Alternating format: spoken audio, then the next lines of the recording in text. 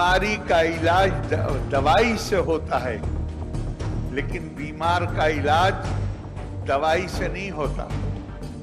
इबादत वजुस खिदमते खल्कनीस बतस्बीह सज्जादा वो दलकनीस। मानव जितने जीव हैं उसमें अकेला ऐसा है जिससे ये उम्मीद की जाती है कि ये केवल अपने लिए नहीं जिएगा। और मैं आपको दिल की गहराइयों से कह रहा हूं कि मुझे ये साधारण अस्पताल नहीं लगता, लेकिन कभी कभी ऐसा भी होगा कि साधनहीन व्यक्ति भी आएगा आपके पास इलाज के लिए। नमस्कार, आप लाइव सिटीज देख रहे हैं। मैं हूं जय शुक्ला। गया में आज महाबोधि अस्पताल का विधिवत उद्घाटन कराया गया। उद्घाटन समारोह में जब मंच से बिहार के राज्यपाल महामहिम आरिफ मोहम्मद खान ने भाषण देना शुरू किया तो सभी सुनते रह गए। ऐसी ऐसी बातें उन्होंने कही कि पूछिए मत। एक दौर वो भी आया जब राज्यपाल संस्कृत में अपने भाषण देने लगे और इस दौरान ऐसी बड़ी बड़ी बातें कही और ये तक कह डाला कि ये अस्पताल कोई साधारण अस्पताल नहीं होने जा रहा है, बल्कि ये सेवा का आश्रम होने जा रहा है। महाबोधि अस्पताल एक ऐसे क्षेत्र में खोला गया है जहां पर हर तबके के लोग इलाज कराने आएंगे, स्वास्थ्य सुविधाओं के लिए आएंगे और ज्यादा जोर उन्होंने इस बात पर दिया कि कोई भी गरीब इस अस्पताल से वापस लौटकर या मायूस होकर नहीं जाना चाहिए। क्या कुछ कह रहे थे आरिफ मोहम्मद खान, बिहार के गवर्नर, जरा सुनिए। बिहार सरकार के मंत्री श्री सैयद शाहनवाज हुसैन जी, राष्ट्रीय चिकित्सा आयोग के सदस्य डॉक्टर सहजानंद प्रसाद सिंह जी, महाबोधि अस्पताल के अध्यक्ष श्री राजेश पांडे जी, अस्पताल की सचिव श्रीमती रूबी कुमारी जी, मुझे समझ नहीं आता कि क्या विशेषण इस्तेमाल करूं खान सर के लिए। कहूंगा कि हमें आप पर गर्व।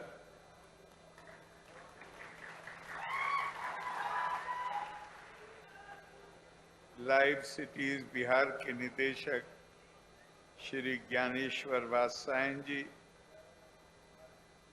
इस अस्पताल के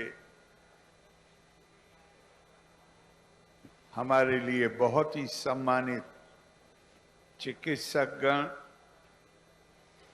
चिकित्सा कर्मीगण और सब लोग जो इस अस्पताल से जुड़े हुए हैं, देवी और सज्जनों,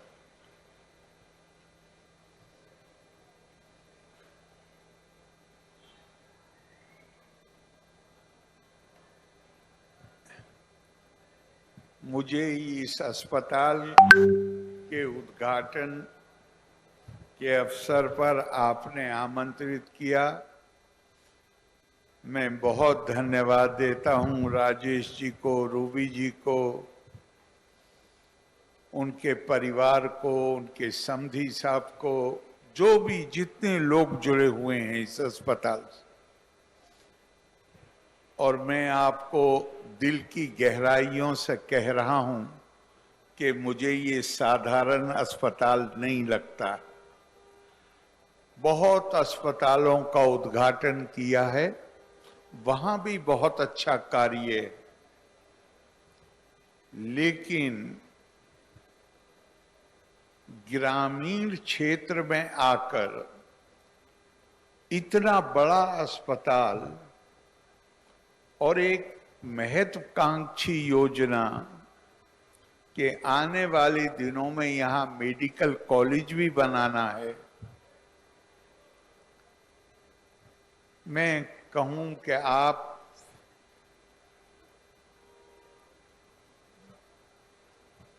मैं तो कहूं कि मेरा दिल जीत लिया आपने। ऐसा शानदार आपने ये कार्य किया है और मैं मालिक से प्रार्थना करता हूं कि ये काम में आपको हर कदम पर बहुत सफलता मिले, क्योंकि ये मानव सेवा का कार्य है और हमारी भारतीय परंपरा में कहा गया है कि मानव सेवा ही माधव सेवा है।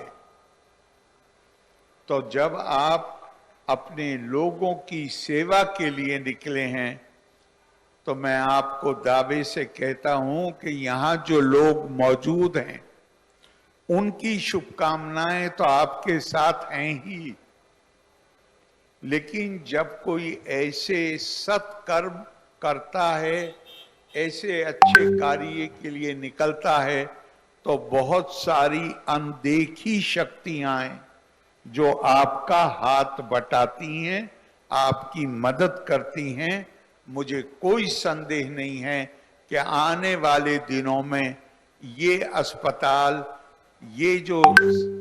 अस्पताल सेवा के मंदिर का रूप ले लेगा। मेरी भी यही आपके लिए शुभकामना है। हमारी परंपरा में ये मान्यता है, स्पष्ट मान्यता है कि स्वस्थ शरीर के बिना चित्त और मानस का स्वास्थ्य संभव नहीं है। धर्मार्थ कामा मोक्षानाम आरोग्यम मूलम उत्तमम। एक और जगह कहा गया है, शरीर माध्यम खलु धर्म साधनम।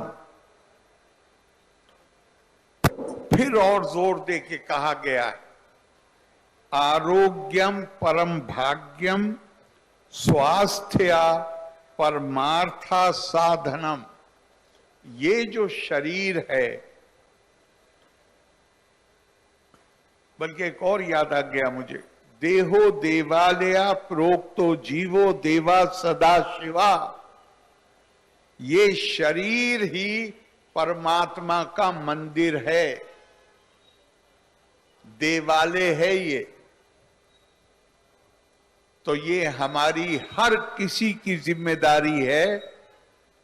हमारा ये जीवन है, मानव जीवन। इस दुनिया में अकेले हम नहीं हैं, पता नहीं कितनी प्रजातियां हैं जीवों की, लेकिन मानव अकेला ऐसा है जिसको कल्पना की शक्ति दी गई है। मानव जितने जीव हैं उसमें अकेला ऐसा है जिससे ये उम्मीद की जाती है कि ये केवल अपने लिए नहीं जिएगा, ये दूसरों के लिए भी जिएगा।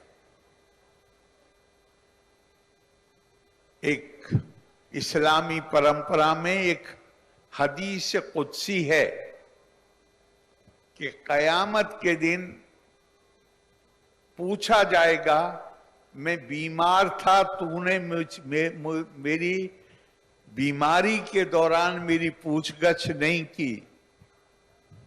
तो बंदा कहेगा कि आप दोनों जहान के मालिक, आप बीमार कैसे हो सकते हैं?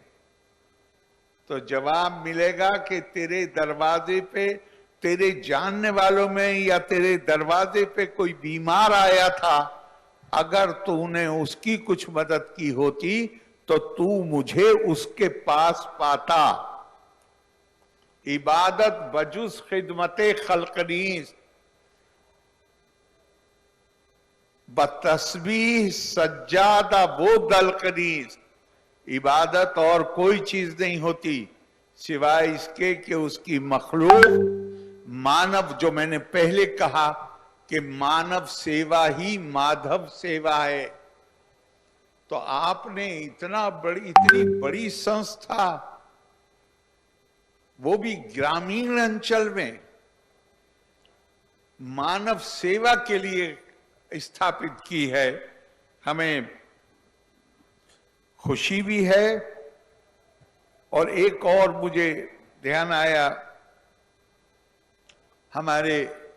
हमारे देश में, बल्कि बिहार में भगवान महावीर पैदा हुए और उनका एक लाइन उन्होंने कही, उनका जो गीलानम परियराई सो माम परियराई, जो बीमार की कमजोर की सेवा करेगा वो वास्तव में मेरी सेवा करता है। यहां पे काम करने वाले डॉक्टरों से मैं कहूंगा कि जब कोई बीमार आपके यहां आता है तो वो खुद बीमार होता है और उसको एक बीमारी होती है। बीमारी का इलाज दवाई से होता है, लेकिन बीमार का इलाज दवाई से नहीं होता।